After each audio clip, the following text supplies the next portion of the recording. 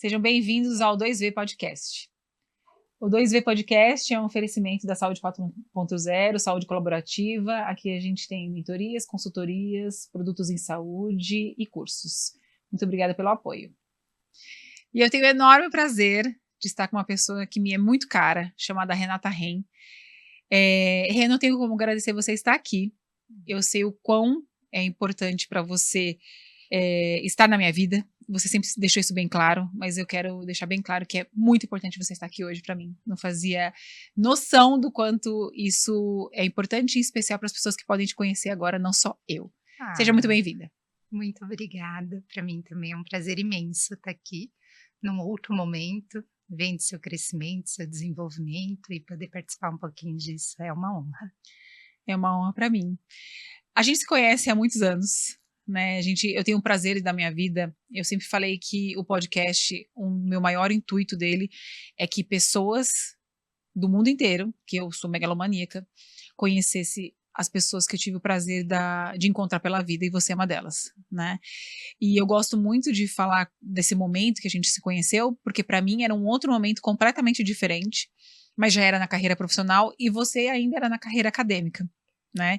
E a gente se conheceu no Grajaú.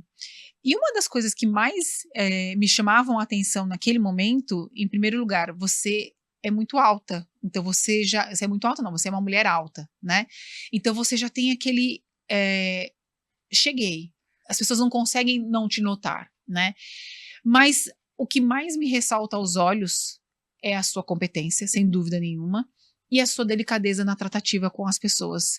E quando eu olho a Rê lá de mais de 20 anos atrás, mais de 20 anos, para a rede agora, isso não se perdeu, né? O que você acha que fez a Renata ser a pessoa que é e não se perder no decorrer dos anos? Ai, Vivi, acho que muito vem dos valores de casa, assim, dos exemplos que eu tive, dos meus pais, né, o Edu e a Marion, os paizinhos queridos que eu amo muito. Mas acho que foi da forma como eles me educaram e acho que tem muito do meu jeito de ser, da minha personalidade, né. Minha irmã já é mais bruta, por exemplo. Aham. Mas,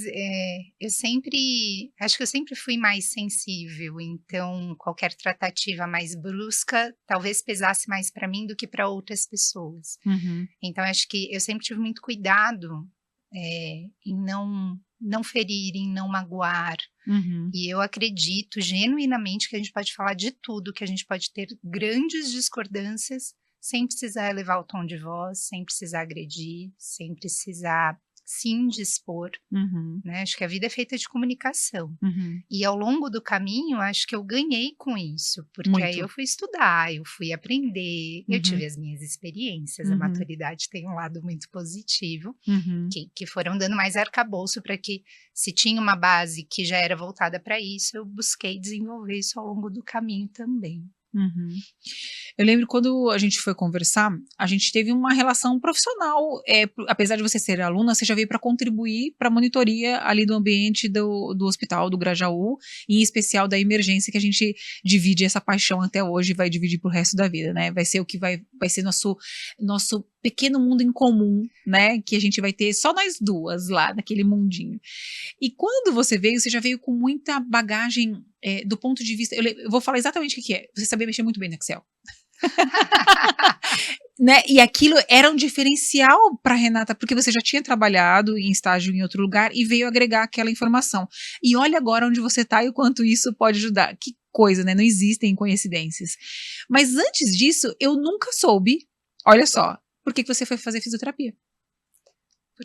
Olha, eu não tenho uma história assim linda, fantástica, era o amor da minha vida, eu sempre quis isso. Não, eu não tinha a menor ideia do que eu queria fazer de profissão.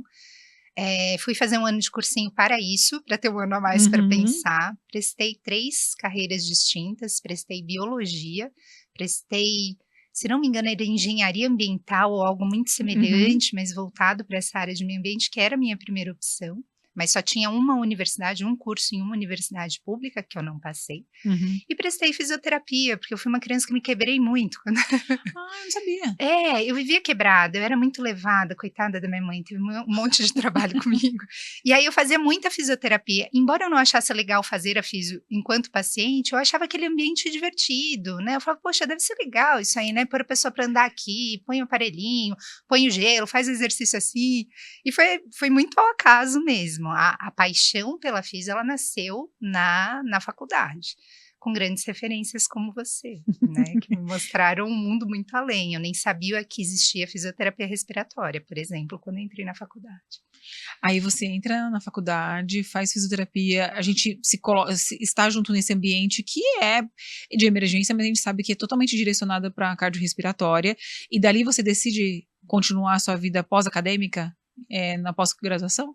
Com certeza, ali eu gostei muito das aulas, né, eu tive aula com você ali acho que no terceiro, quarto ano, então das disciplinas todas passou a surgir ali uma luz, um amor maior por essa Uhum, parte, e aí quando eu conheci ali na prática, ali foi paixão absoluta. uhum. E dali eu segui até 2 anos atrás numa carreira bastante assistencial dentro da emergência, dentro da terapia intensiva.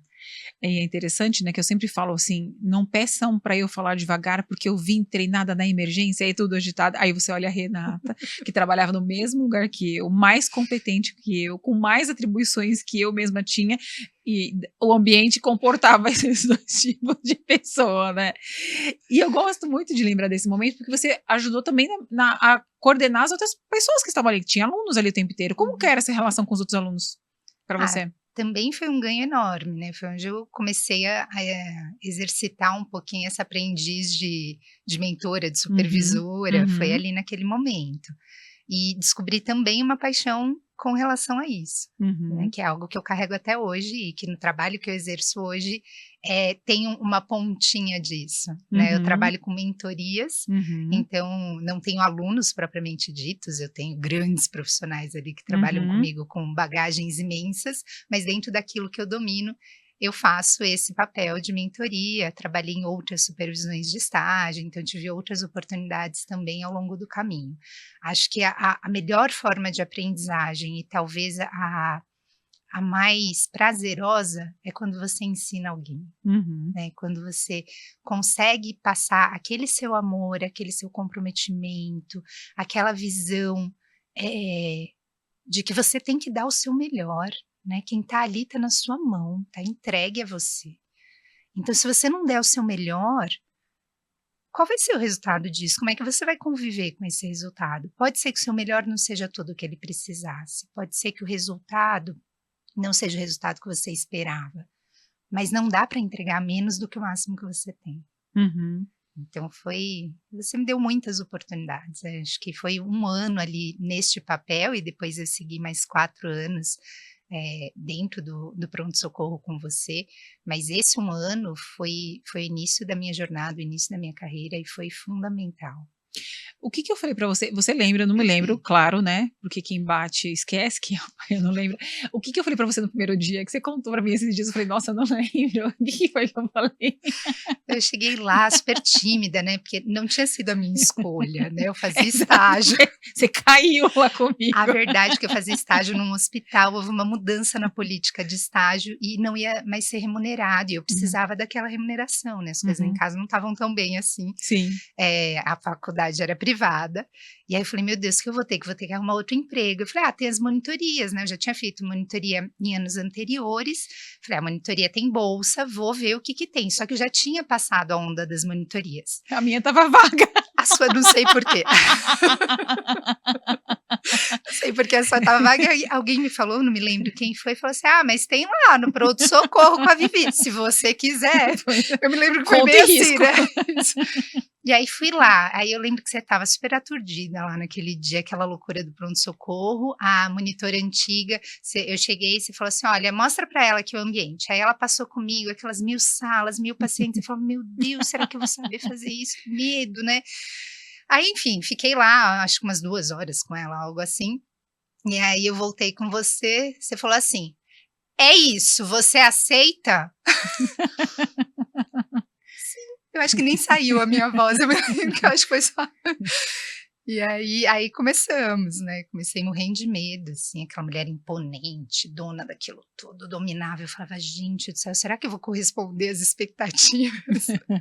Mas fui com a cara e com Ultrapassou, a né? coragem. Ultrapassou. Ai, que bom. Não, foi sempre uma incrível parceria, né? Eu não me recordo de uma relação que tivesse essa distância entre nós, entendeu? Eu nunca achei que a gente trabalhou de uma maneira diferente que não era juntas. Porque no pronto-socorro não dá pra... Ou você é aluno e professor, ou essa relação de monitoria, de parceria, ela tem que ser junta, senão ela não consegue crescer. Então, assim, eu sempre olhei para a minha monitora, que antes era a Karina Noetzel, né? E depois para você como uma parceira. E eu não sei se isso era claro pra você. Era, só nesse primeiro dia que não foi. foi. Depois ficou tudo bem. Depois ficou tudo bem, até hoje, há mais de 20 anos tá tudo bem. Que bom. Faço um tratamento até hoje sobre esse primeiro dia. Eu só não esqueci. Eu sou um pouco... Quando eu falo dele, eu fico um pouco nervosa. As pessoas têm que aguentar. Aqui é uma conversa de parceria, mas eu acho que você tinha a opção de não voltar. Né? E eu gosto muito de salientar as pessoas que suportam o processo, porque alguns processos eles precisam ser suportados. Eu sabia o que era o pronto-socorro, em primeiro lugar que era meu filho, né? Então assim, eu não era mãe naquela época, mas aquilo ali era a minha vida. Para você fazer parte daquilo, você tem que minimamente entender como ele funciona, e vai ser uma escolha sua participar ou não. O pronto-socorro não é para pessoas fracas, frágeis e que não consigam lidar com aquilo. Você sabe, né? As situações emocionais que nós somos impostos, e lá a gente está pelo outro e não pela gente. Né? Então, assim, não cabe o nosso sentimento. Quando eu digo o meu sentimento, é assim, entre eu e você, é sempre você. Né? É assim que a gente faz. E aí foi seguindo, você foi para uma pós-graduação, senão a gente fica aqui só falando do PS do Grajaú, que é o amor da nossa vida, as relações. Até hoje, se a gente perguntar, lembra da Rê? Rê. É mesmo? Não, o tempo desse, a gente conversa com as pessoas. Renata. A Viviane fala assim, não, ela foi embora, graças a Deus. Brincadeira. Parece. Aí você vai fazer a pós-graduação, decide fazer a parte de cardio-resp, e como essa escolha, como que é o momento saindo da faculdade, a gente fica desempregado, né? E aí você vem nesse momento depois de conseguir os primeiros trabalhos, assim, e você foi dar os plantões. Como foi fazer? Teve mudança para você nesse momento que você sai da graduação para pós-graduação para o mundo dos plantões? Com certeza, acho que a maior mudança é não ter este arcabouço que era você aqui atrás, né, porque era uma grande parceria, mas você era a minha liderança e eu tinha total confiança, então, por mais que às vezes os plantões fossem difíceis, a realidade fosse difícil, eu tinha plena confiança em você, quando você vai para o mercado é você sendo você. Sim. Né? Então, mas fiz uma pós que foi fantástica, ali, liderada pelo George, né, acho que ela dava uma base para a gente incrível, uma base teórico-prática, a gente estava o tempo todo na assistência, então tinha a bagagem do Grajaú, mais a bagagem da pós. Então, eu comecei a trabalhar, né, voltei para o berço, então comecei a trabalhar oficialmente com vocês ali no finalzinho da pós, e acho que o maior desafio ali foi que era a primeira físio do noturno, né, do pronto-socorro, quando eu volto para o Grajaú. Então, é um ser estranho no ambiente. Sim.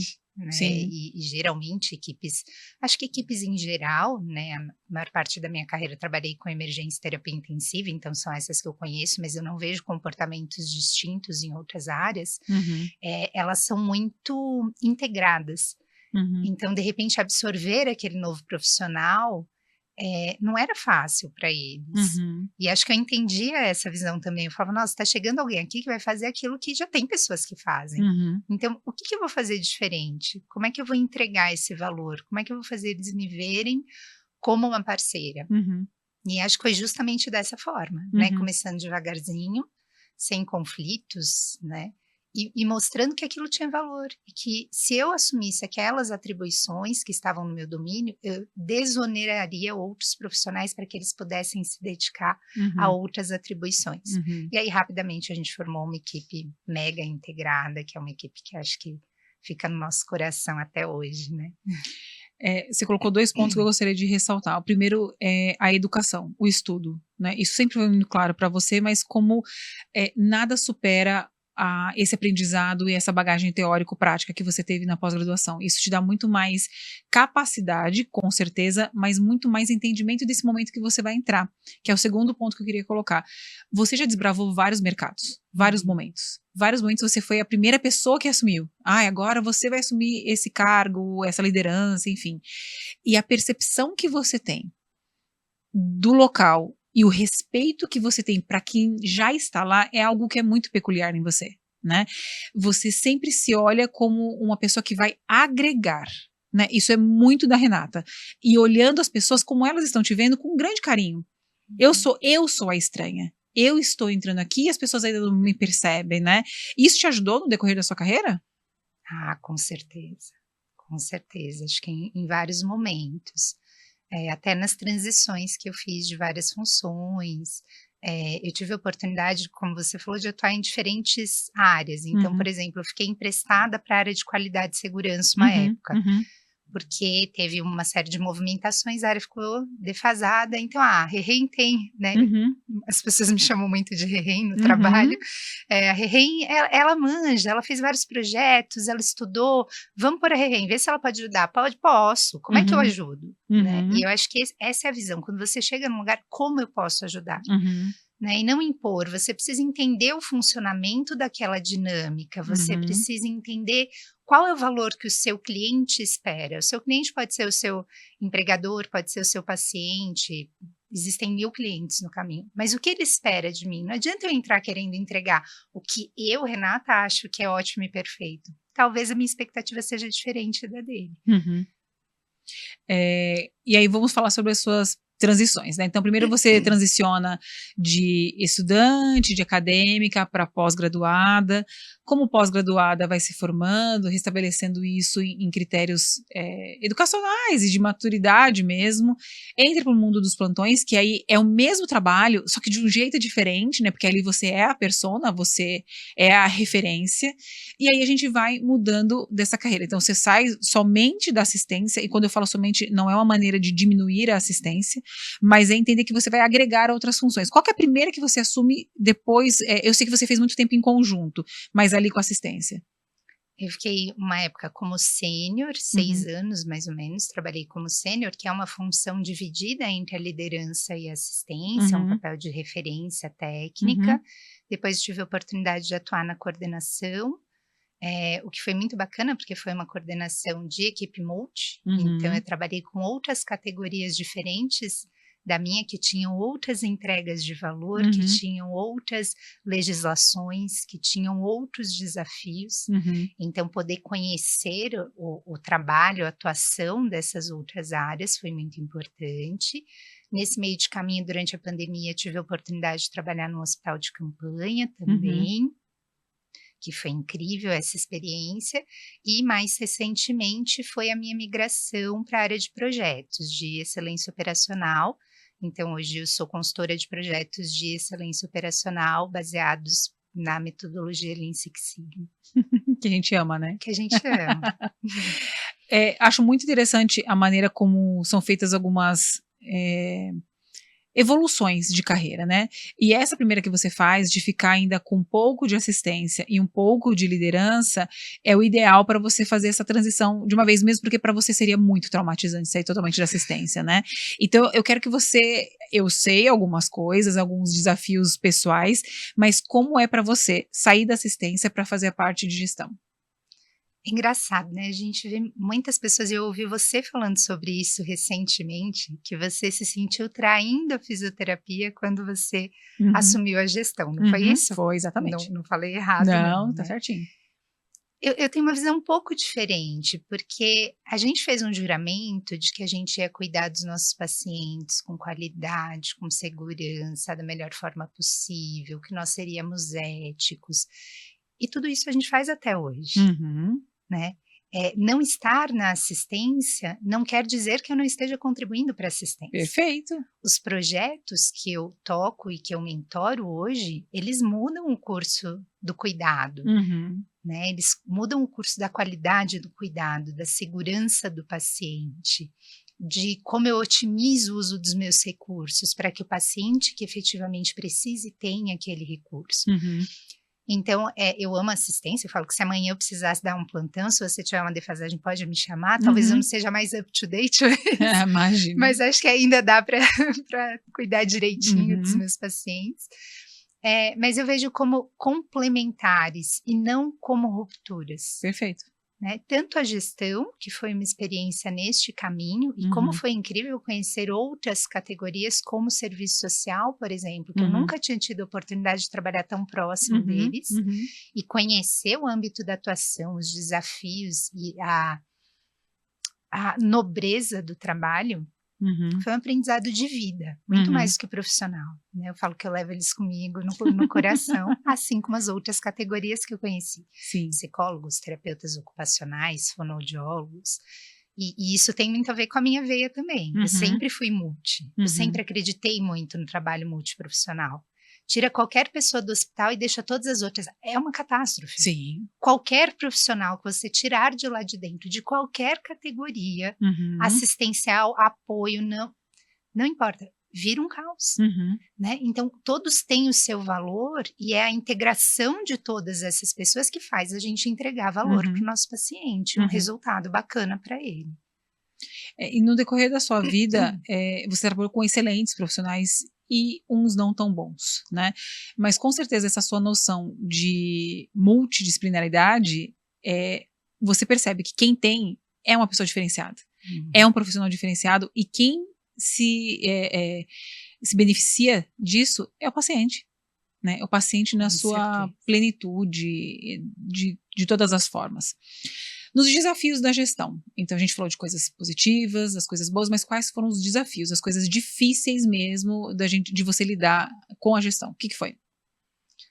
Acho que a gestão, ela tem um desafio que por mais que você estude, que você se capacite, que você faça 1000 pós-graduações, 1000 MBAs, o ser humano, ele tem a sua individualidade. E você conseguir entender o que está se passando ali dentro de cada uma das pessoas, para que você consiga trabalhar com ela da melhor forma e conseguir fazer com que ela entregue o melhor. Porque depende basicamente da pessoa, mas o gestor, ele é um facilitador. Eu vejo muito gestor dessa forma. Se ele não conseguir enxergar, ele não vai conseguir facilitar, ele não vai conseguir ajudar. E para mim, eu acho que o maior desafio é quando eu não consegui. A minha maior frustração tá com as pessoas que eu não consegui recuperar, motivar, fazer com que elas vissem que aquilo que elas faziam era incrível, né? E que elas podiam entregar melhor. Então, acho que de todos os desafios, acho que o maior foi esse, porque eu gostaria de poder ter feito isso por todos e, infelizmente, acho que é impossível. Acho que é impossível, porque tem pessoas que elas não, primeiro, que elas não querem, né? Apesar de elas não saberem, ou elas não entendem o processo, ou realmente você exauriu as suas possibilidades naquele momento. Talvez hoje você fosse diferente, em algum ponto ou outro, mas eu diria que é impossível você conseguir liderar todos da mesma maneira e motivar todos, enfim. Eu tenho uma questão com motivação, mas eu vou deixar um pouquinho de lado, porque eu tenho outra pergunta para fazer que eu quero mais. Também vejo em você um enorme desafio, mas que para mim, e que para você, na minha percepção, é muito mais leve, que é lidar com os conflitos. Eu já vi você em alguns conflitos, na sua equipe você tinha, e a maneira como você lidava com esses conflitos entre pessoas era muito peculiar. Você tem essa noção do quanto você era boa? Não. É tudo que eu falo pra você, né? É uma resposta desta, não. Porque você teve que mediar conflitos. Sim, em várias situações. Todo gestor, né? Qual gestor? Se algum gestor não precisou mediar conflitos, que ele ensine pra gente como é que ele chegou nesse de não ter conflitos. Eu não tenho conflitos. Mas você mediou. Me fala como você fazia. Porque eu tenho certeza que você fazia maravilhosamente bem. Então, mas fala como você fazia. Ai, Vivi, que difícil, né? Acho que se eu tentar estruturar, acho que ouvir todas as partes. Perfeito, é isso que você faz bem. É o começo, né? Porque eu sempre falo assim, e isso foi a maturidade que me trouxe esse entendimento. Quando a gente fala, o meu ponto de vista é o ponto de vista do outro, porque o outro falou que não aconteceu, né? 90% dos problemas estão relacionados à comunicação, no trabalho, na vida, no relacionamento. É isso. E às vezes não é que ele está sendo mal, não é que ele está querendo te prejudicar. Não, ele só está enxergando de um prisma diferente. Então, se perguntarem para a gente agora, para nós duas, onde vocês estão, eu vou dizer que eu estou numa sala, de frente para uma cortina preta, que tem 2 holofotes, não sei se é assim que chama, me desculpem se eu estiver errado, uma câmera à minha esquerda e uma televisão à minha direita. Eu vou olhar que tem dois spots, 3 câmeras, uma pessoa, 2 microfones, né? E uma mesa. Estamos no mesmo ambiente, só que estamos em pontos de vista diferentes. E acho que tentar ouvir todos e neste ouvir, é um ouvir ativo, né? Então não é só ouvir, mas é tentar ajudar a pessoa a tirar o emocional um pouco disso. Eu sou analítica, é uma das minhas características. Embora quando eu faço os testes também tem um lado emocional importante, eles são bem equilibradinhos ali.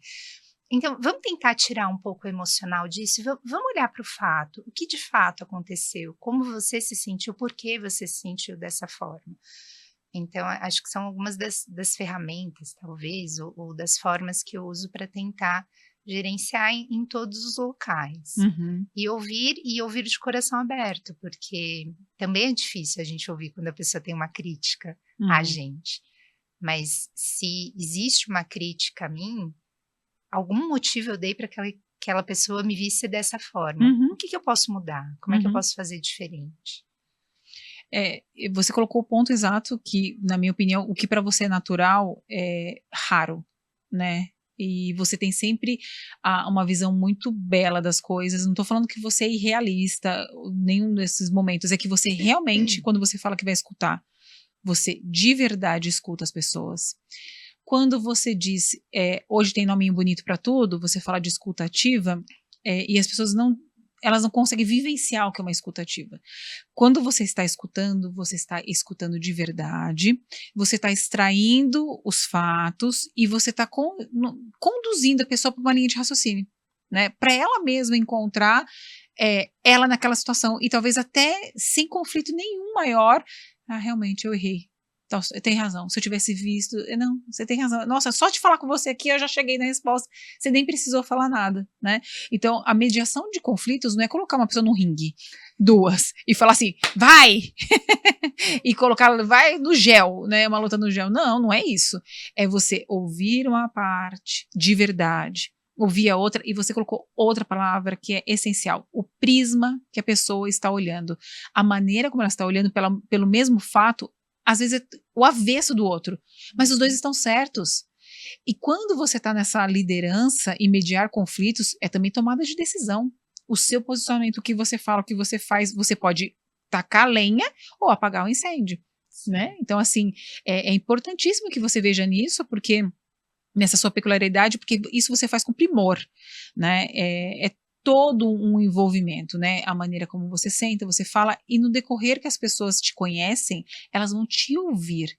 Esse é um outro ponto importante. Você se sente também escutada pelos seus liderados? Sim, acho que a troca muito bacana, assim. E um outro ponto que eu acho que é bem relevante é a gente ter a humildade de saber que a gente não está sempre certo. A gente está em uma posição ali que é uma posição de liderança. Não quer dizer que somos donos da razão. Né? Isso é muito importante, porque se a gente chega nessa soberba, talvez seja, a gente vai errar. Fatalmente a gente vai errar. Porque erraremos com isso ou sem isso, erraremos, é fato, somos humanos. Mas é mais fácil de você entender que errou e corrigir o erro se você tiver essa consciência. Quero voltar ainda a um ponto das suas características pessoais, né? Como eu te disse, você tem um tom de voz muito adequado, que eu estou sempre brigando, e as pessoas podem achar que o seu tom de voz te causa problemas de imposição. As grandes vezes que eu vi você se impondo sem alterar a voz, sem brigar, sem nada, foi em relação ao seu paciente. Você já brigou muito pro paciente, de verdade pro paciente, né?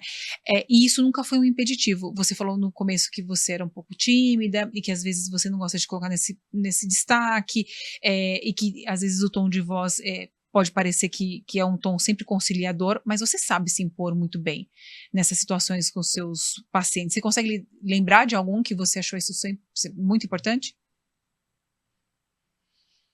É que eu lembro. É mesmo? É. Eu acho que eu lembro de alguns, assim. Teve um que foi muito inusitado. A gente teve um paciente muito, muito, muito, muito grave, uma situação muito inusitada. E aí eu me lembro que fizemos todo o suporte assistencial ali que precisava. E eu lembro que no final a enfermeira virou para mim e falou: a sua calma e a sua efetividade me irritam. Eu achei tão engraçado, porque Eu queria te pegar. porque as pessoas diziam isso, né, na emergência você tem que ser toque de caixa, Uhum. não é o meu perfil, Sim. mas eu conseguia ser rápida, ágil, assertiva, sem precisar sair dessa Sim. pegada mais zen que a tem. Sim, e que é super positiva, porque eu tô falando isso por conta das características. As pessoas vão colocando impeditivos de avanço na carreira, porque isso não é pra mim, eu não vou saber, eu nem fui. Eu não vou saber fazer tal coisa, eu não vou conseguir fazer tal coisa, né? E na verdade você consegue sim, do seu jeito, porque mudar a si mesmo é muito trabalhoso e é uma agressão, se você não estiver concordando, né? Para você evoluir, você tem que mudar, mas não precisa ser de qualquer jeito, de qualquer maneira, forçado, né? Mas não foi natural, assim, Uhum. não era algo que eu fazia com facilidade. Acho que Uhum. talvez com o paciente sim, Sim. porque não mexe com o meu paciente, mexe comigo, mas não mexe com ele. Uhum. Então talvez ali e tenha sido a raiz, mas eu estudei sobre isso, eu Sim. estudei formas de comunicação, né, eu fiz o MBA lá, peguei uma série de ferramentas, pus em prática, porque eu acho que a gente, como eu te falei, eu acho que a gente tem que falar sobre tudo, né, nada pode ficar oculto, nada pode ser dito nas entrelinhas. Uhum. Então quando eu preciso, e hoje é engraçado que eu recebo muito esse feedback, é uma coisa que me deixa feliz, porque as pessoas falam: "Nossa, a Renata é toda doce", mas na hora que ela precisa falar, ela fala. Ouvi Sempre. isso essa semana ainda de uma colega. Uhum. E é isso, mas, acho que eu não me lembro de ter gritado com alguém em algum momento, assim, alterado a Também não. voz. Mas eu queria ouvir a história que você lembra, você pode contar? Era com um médico. Era com um médico que você tinha uma questão com o paciente e era uma situação de ventilação mecânica, e você sempre defende muito a fisioterapia, né, e não tô falando que você, deixa de reconhecer o outro, era uma questão com um paciente, especificamente de ventilação mecânica, onde o médico queria uma coisa e você tinha convicção que era outra coisa com aquele paciente e que você levou para outras instâncias aquela situação. Então eu não vou me recordar exatamente, como é que foi, mas foi uma coisa assim, como você consegue tirar seu ego da situação, né, e eu acho que é outra coisa importante, não é sobre a fisioterapia, é sobre quem tem o domínio daquela arte naquele momento e aquilo iria beneficiar o paciente. Então você nunca quis ser médica, você nunca quis ser enfermeira, você sempre quis ser fisioterapeuta, né, e naquele momento você sabia o que tinha que ser feito. E como hoje em dia a gente fica numa situação assim, de que dá para você ter uma linha de organização e de argumentação, mas chega um ponto que você fala assim, daqui para frente não dá para ir, né, daqui para frente realmente você não tá sendo ético, né, e moral, e tirar o seu ego não é sobre a Renata, não é sobre a fisioterapia, é sobre o paciente, é assim que a gente volta para falar. Então acredito que as pessoas que quando elas olham para você e veem isso, você é uma pessoa de valores inegociáveis. Então ninguém vai chegar para Renata e fazer um acertinho de contas, um jeitinho, isso nem chega em você, porque aquilo parou tão antes pelas suas decisões tomadas no decorrer de vários períodos que isso nem chega, né, acho que isso que é mais importante. E acho que esse é um ponto importante, né, nesse processo assistencial e processo de equipe multi. Se tem 2 profissionais, 3, 5, 10 que estão participando daquela decisão terapêutica. A ideia do multi é que eles sentem, conversem e cheguem numa decisão Exato, comum. Isso, exato. para isso que existe 1 milhão de ferramentas, né, Safety Huddle, visita multiprofissional. Que é lindo, né, no papel, perfeito. Os huddles, os rounds, a gente tem uma gama, mas é para chegar nesse ponto comum. Se não chega, eu tenho a maior tranquilidade realmente de escalonar, que não é que eu estou escalonando para gerar não, é porque a gente não conseguiu chegar. Então, provavelmente, a melhor solução não está de fácil acesso. E não dá para ser a minha ou a dele. Tem que vir uma visão a mais, ou 2 visões a mais, ou 3 visões a mais, para que a gente chegue naquele ponto. Bom, estamos todos confortáveis que é esse caminho que a gente vai tomar? A gente cuida da vida das pessoas, isso é muito sério. É muito sério, não dá para ser o que eu quero ou o que o outro quer. E se o outro tem uma opinião diferente, e talvez hoje eu lide até melhor com isso do que na época, se o outro tem uma opinião diferente, vai levantar meu start na hora, eu vou falar, vamos pedir ajuda? Sim, Né? Não dá para você ter um doutor Afonso Ai, que querido. que pergunta para todo mundo se tá todo mundo confortável, que a gente encerre nossos esforços. Doutor Luiz Afonso, nós somos suas fãs e seremos eternamente. Se isso tá chegar bom? até o senhor aqui, se isso chegar até você, sabe que a gente não esqueceu do senhor. Jamais. Jamais esqueceremos. Não é? Ele É. era um dos médicos que perguntava quando a gente, para vocês terem uma ideia, o que a gente faz? A gente, em dado momento, quanto tempo fica reanimando um paciente? Enfim, você vai ter os protocolos, 40 minutos, 1 hora, a gente já viu vários motivos, mas ele era um médico que fala assim, gente, já passamos de tantos minutos, já fizemos isso, não tivemos nenhuma fibrilação, todos estão confortáveis a gente encerrar os esforços? Se o técnico de enfermagem, que não tem demérito nenhum, mas normalmente é uma pessoa que é menos ouvida na prática, infelizmente, que é uma das pessoas que mais sabem, né? A gente sempre releva isso daí e coloca isso em voga. E aí ele fala assim, doutor, eu não tô satisfeito, acho que a gente precisa fazer mais um pouquinho. Ele imediatamente fala, com certeza, e de boa, e continuava, né? Que pessoa que a gente teve a oportunidade de conhecer nessa vida. Né? Que coisa boa, eu lembrei dele agora, você falando isso daí. Tão querido. Aí, Rê, a gente está fazendo a parte de gestão de equipes multi com várias situações que são próprias dela, você está um pouquinho ainda na assistência, indo e voltando, mas chega um momento que é crucial em qualquer pessoa, que está na área da saúde, que estava dentro do hospital, que foi o momento da pandemia. Né? Nesse momento a gente estava que nem louca, cada uma trabalhando acho que numa frente, mas especificamente você foi para um hospital de campanha, né? Que tinha, foi ali no Pacaembu que você ficou, que tinha particularidades, e eu não sei como é que foi isso para você, e eu quero saber. A pandemia, acho que ela mexeu de diferentes formas com as pessoas e nós, profissionais de saúde, reagimos de formas diferentes. Então, eu me lembro que na época, alguns profissionais falavam, não, mas eu tô com medo, não, acho que eu não vou mais trabalhar em hospital. E eu lembro que eu falava, gente, a gente fez um juramento lá atrás, a gente domina, essas pessoas precisam da gente agora mais do que nunca, porque antes elas podiam escolher se iam com a Renata, se iam com a Vivi, se iam com o João, com a Maria. Agora não, agora precisa da Renata, da Vivi, do João, da Maria, de quem mais puder ajudar. Então, vamos lá, bora pra frente. Então, eu não tive medo, não tive. E eu acho que foi muito mais difícil para quem estava em casa e fora da área da saúde. Concordo. O monstro era muito maior, ele era abstrato. Eu tô aqui a duras penas aos 40 anos tentando aprender violão. Estava conversando com um colega esses dias e ele falou, Renata, eu passei 9 meses recluso na minha casa sem ver ninguém, pedindo tudo pela internet. Eu não saí de casa por 9 meses. Porque para mim o monstro era muito grande, ele foi terrível para todo mundo. Sem dúvida. Mas talvez por ser mais materializado para a gente, por nós estarmos capacitados para isso, ele tenha sido mais palpável mesmo. Né?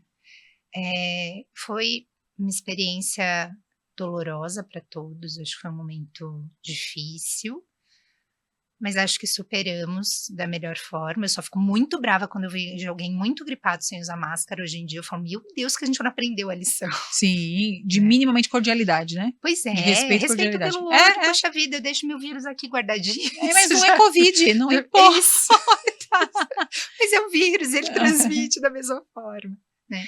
Então eu tive a oportunidade ali no hospital de campanha, trabalhei com a expansão das UTIs do hospital onde eu trabalhava, trabalhei em uma UPA, então trabalhei em diferentes frentes, foi um enorme crescimento para mim como pessoa, perdi pessoas também e foi muito duro, né? Tem um paciente que, nossa, não vou me esquecer nunca dele, porque ele era ótimo, Robinson, lembro dele acho que quase todos os dias até hoje, e ele era aquele paciente borderline, sabe? Sim. Então ele ficava ali na bag 12 litros, saturando mais 12 ou menos, 12 plus, e ele era muito colaborativo, um cara muito consciente. Isso acaba com a gente. Então eu passava o plano de tratamento para ele, falava, vamos lá, casa cheia, você vai ficar tanto tempo na não invasiva, tanto tempo de prona, tanto tempo descansando, e passava o plano, deixava tudo certinho, e ia passando visitas nele ao longo do dia.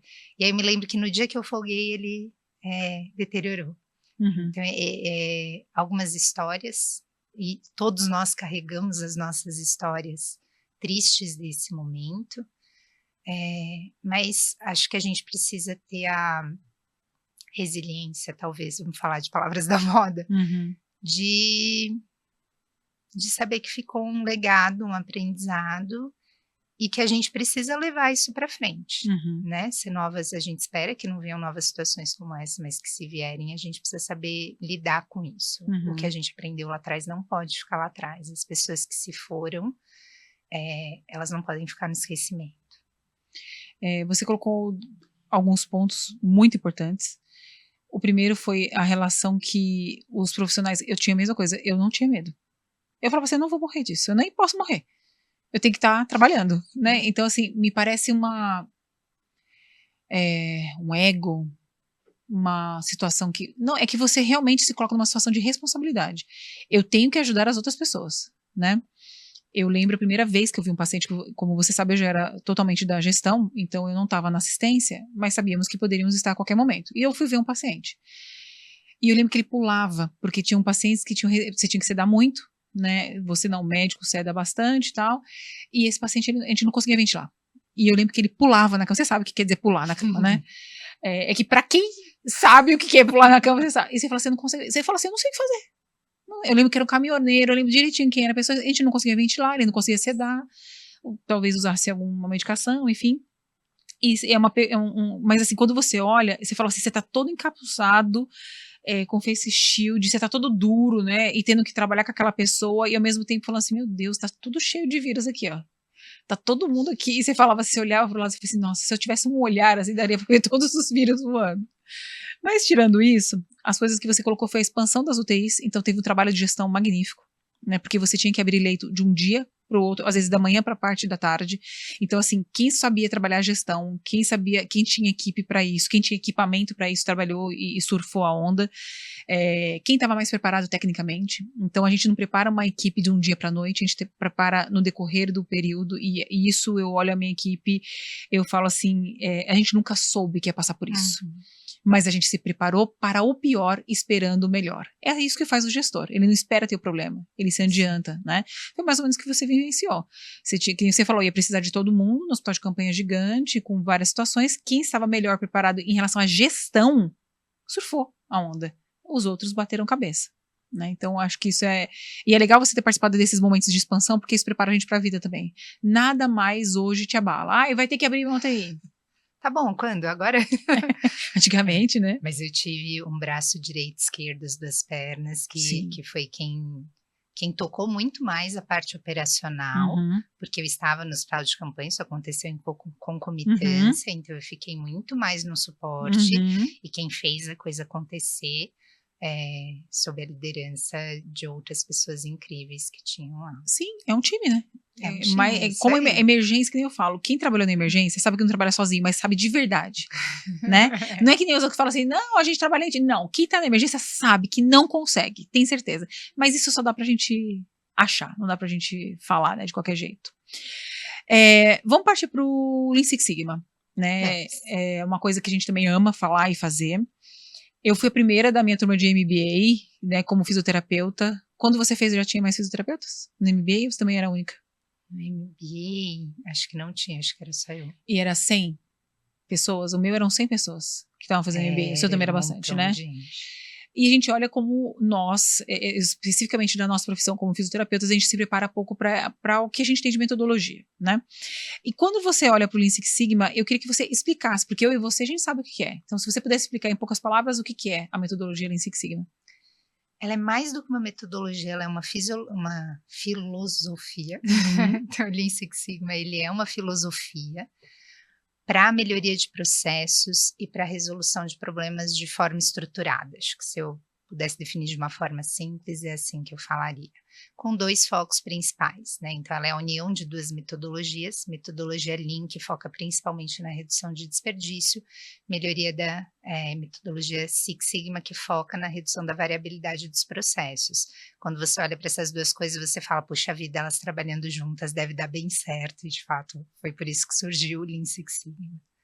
Lembrando que começou na indústria, né, automobilística, de certa forma, de linha de produção, e que hoje ela pode trazer para a saúde. E como que cabe alguma coisa que você usava em linha de produção quando a gente está falando de pessoas? Por que cabe nesse ambiente do hospital?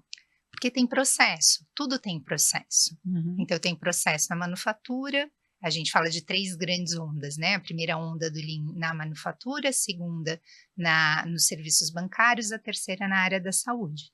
E eu tenho processo em todos esses lugares, em todos os outros serviços e empresas, instituições que a gente tiver. Problemas a gente tem, desperdício a gente tem em todo lugar, variabilidade de processo a gente tem em todo lugar. Uhum. E a metodologia ela é muito estruturada, né? Tem muitas ferramentas, tem etapas, tem uma sequência lógica que a gente adora, Uhum.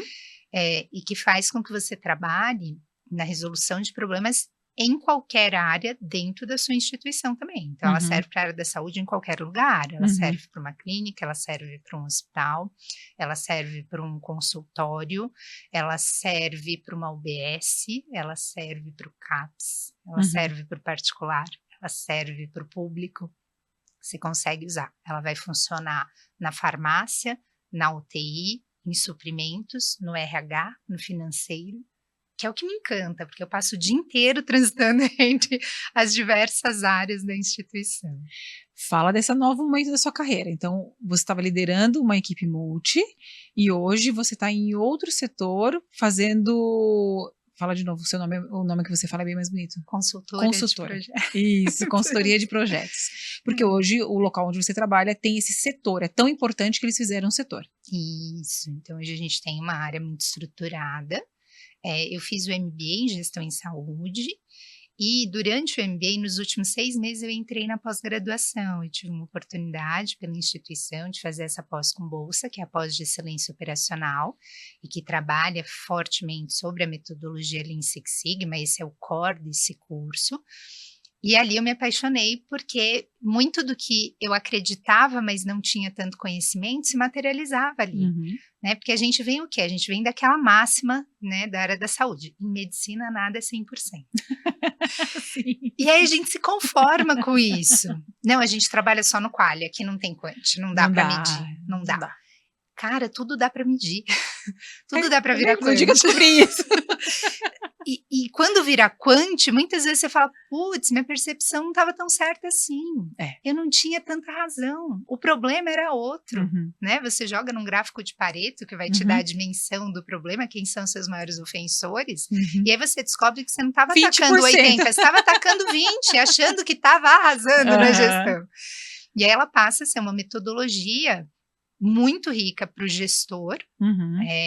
Não é fácil o gestor ele não vai conseguir em si tocar vários projetos e fazer gestão, mas para a instituição, você ter um programa estruturado de melhoria contínua, de excelência operacional, isso traz um ganho enorme, porque você traz valor, né? O nosso foco final vai ser a entrega de valor, que é o que? A melhor qualidade do cuidado com o menor custo.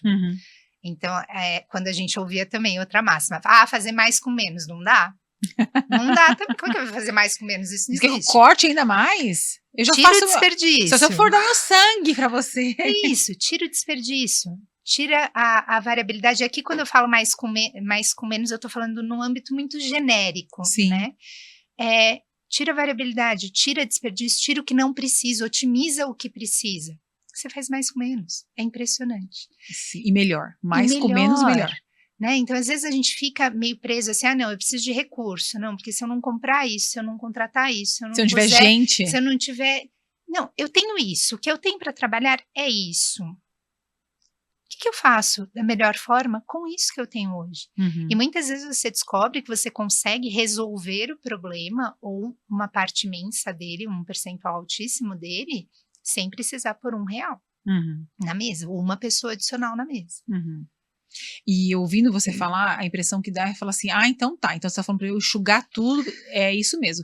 Só que se não for isso, você consegue provar porque você precisa de mais recursos. Exatamente. Então você estuda para saber.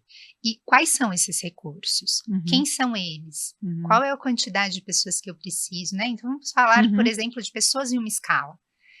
qual é o horário que eu preciso dessas pessoas? Eu preciso todo mundo das 7 às 19, das 19 às 7? Se o meu pico acontece das 10 às 16, faz sentido eu ter 2 equipes só das 7 às 19? Ah, Não, eu preciso ter uma verdade, equipe não ali das pensei 10 às disso. 16.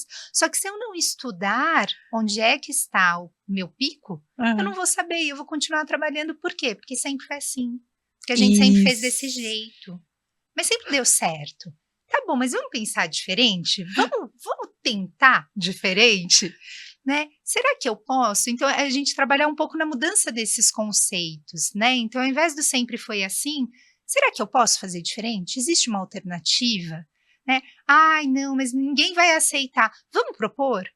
Muda o mindset, as palavras da moda, né? Mas isso vai trazer muito benefício para você, para a empresa e para o nosso cliente final, que é o nosso paciente. Depois que você é apresentada a religião em Six Sigma, você se torna um ferrenho defensor, né? E você quer que todo mundo veja aquilo daquela maneira. Eu não vejo outra maneira de fazer gestão, se não for dessa.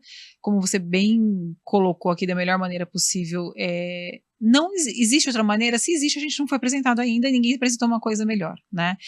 Quando você faz hoje a consultoria, quais são os seus desafios? Agora a gente mudou um pouco de desafio, né? Hoje as pessoas te procuram, né? Então você tem você não faz buscativa, as pessoas que te buscam para essas orientações.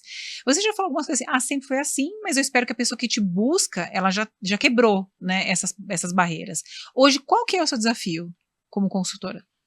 Eu acho que até um pouquinho antes, e se eu me perder, você me Não te falo. resgata para a pergunta, a gente precisa ter uma instituição com essa cultura Com certeza. implementada.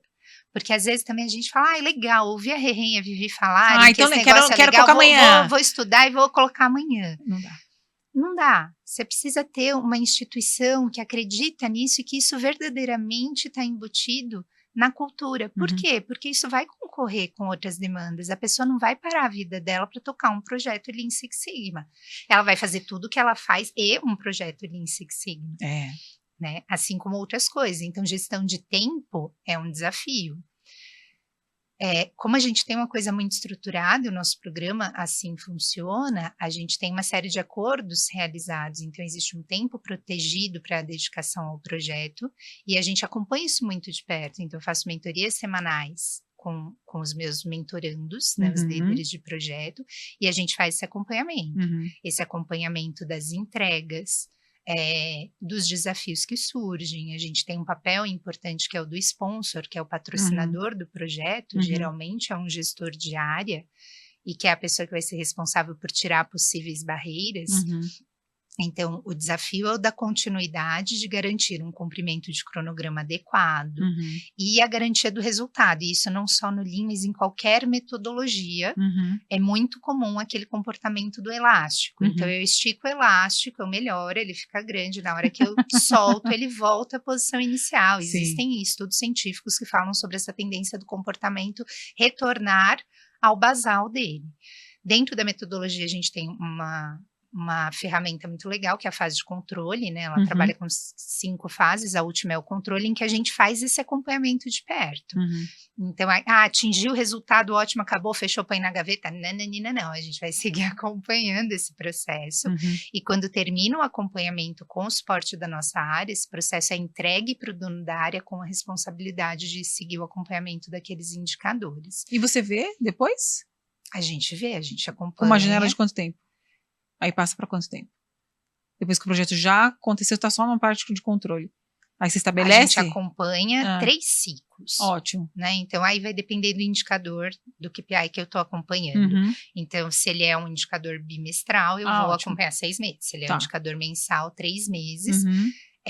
E isso se tudo estiver bem. Se teve variabilidade nesse caminho, se caiu performance, eu posso acompanhar por longos períodos. Né? A gente tem um plano de reação para quando isso acontece. E quando o projeto é encerrado, isso já é definido. Legal. Então, se eu não atingir o indicador, o que eu vou fazer? E aí a gente vai acompanhando junto com o líder até que ele tenha autonomia para seguir de forma mais autônoma. Você tem um máximo de projetos para tocar por um período, assim, ao mesmo tempo, digamos assim? Hoje eu fico em torno de 14 projetos Bastante na carteira, em torno disso. São bastantes projetos. E quando todos eles são para, no resultado final, minimizar gastos ou adquirir recursos? Não. Não necessariamente. Não necessariamente. Eu posso focar em qualidade do paciente, se eu olhar, qualidade de serviço? Hoje a maior parte dos nossos projetos estão muito mais relacionados ao Quintuple Win do que a ganho, né, aumento de receita ou redução de custos. Perfeito.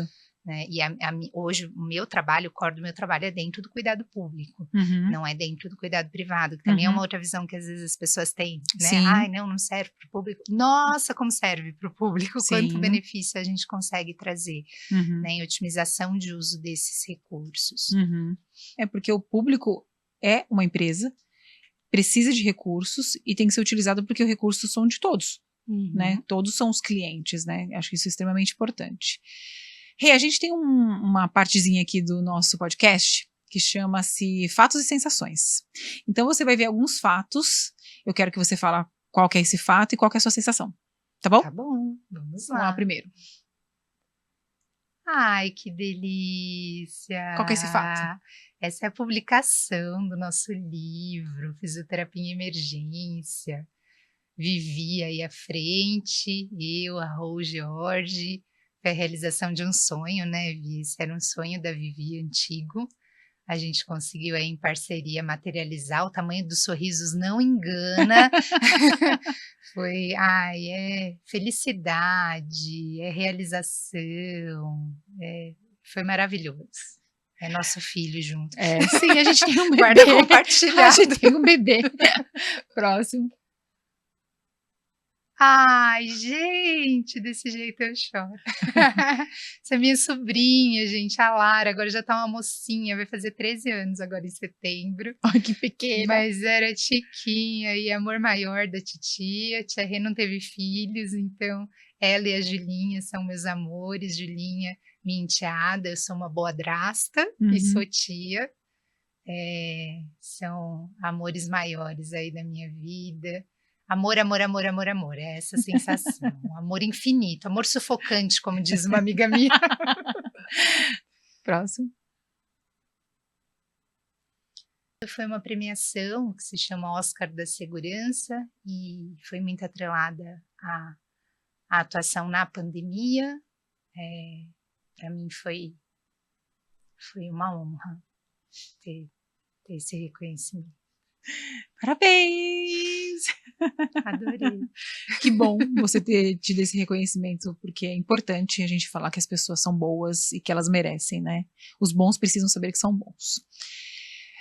Você colocou um ponto, e eu acho que a gente tem liberdade para falar, que você falou assim, eu não fui mãe, mas eu sou tia e boadrasta, né?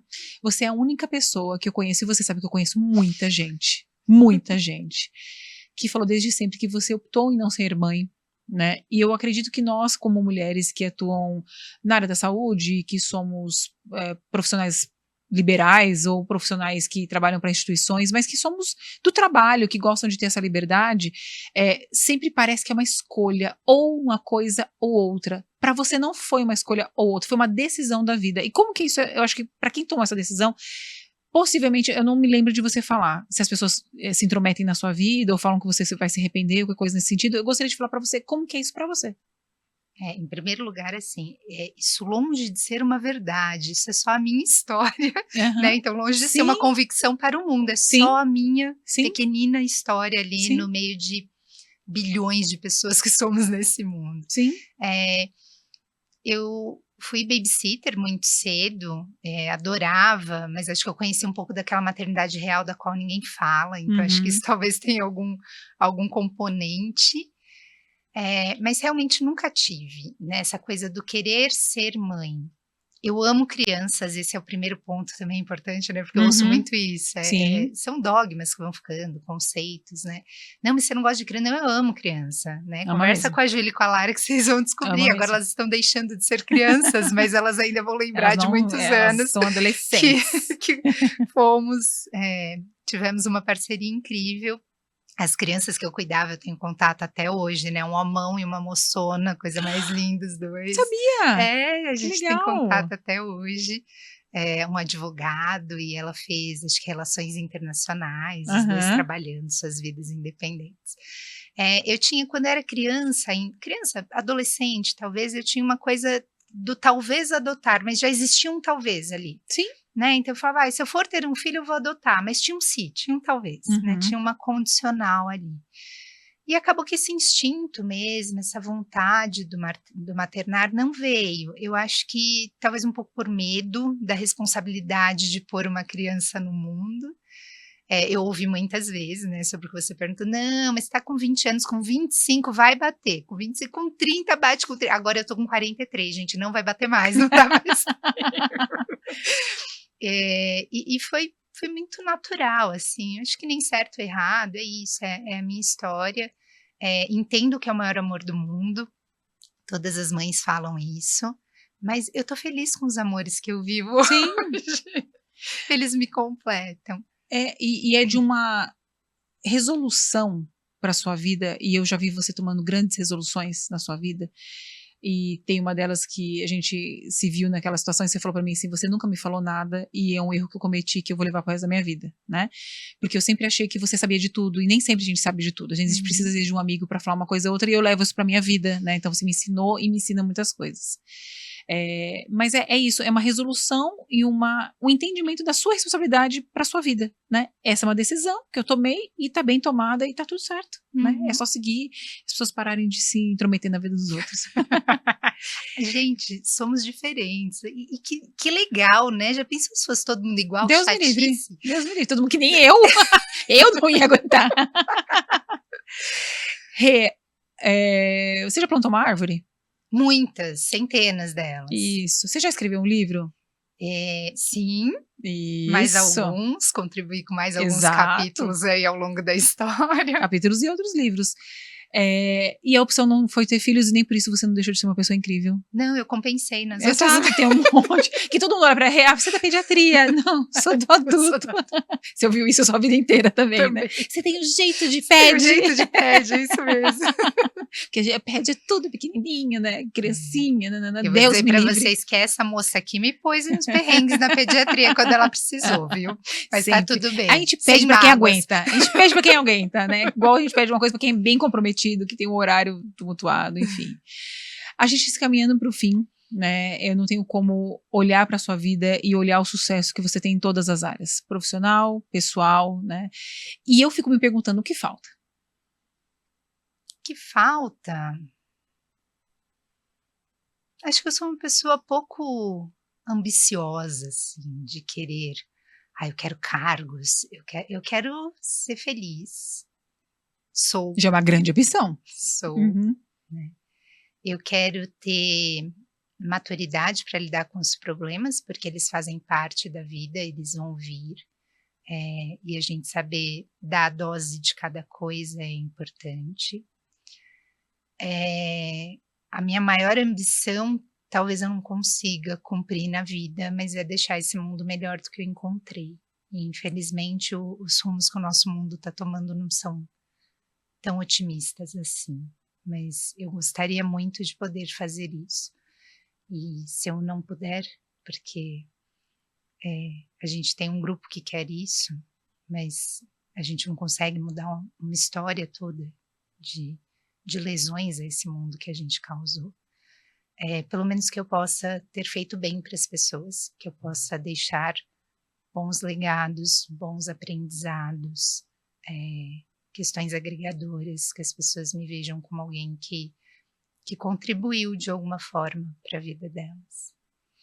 Eu não sei o que você entende sobre mundo, mas mundo pode ser esses 8 bilhões de pessoas, pode ser o Brasil, pode ser São Paulo, ou pode ser as vidas que a gente impactou, né.